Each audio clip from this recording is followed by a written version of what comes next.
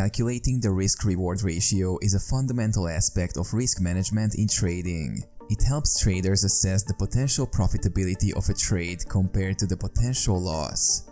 Here's a concise guide to calculating the risk-reward ratio. Identify entry and stop-loss levels. Determine the price at which you enter a trade and the level at which you will set your stop-loss order. The stop-loss is the price at which you will exit the trade if it moves against you to limit losses. Determine take-profit level. Decide your take-profit level, which is the price at which you plan to exit the trade to secure profits. This level should be based on your trading strategy or technical analysis. Calculate risk. Calculate the difference between your entry price and your stop-loss price in pips or points. This is your risk on the trade. Calculate reward.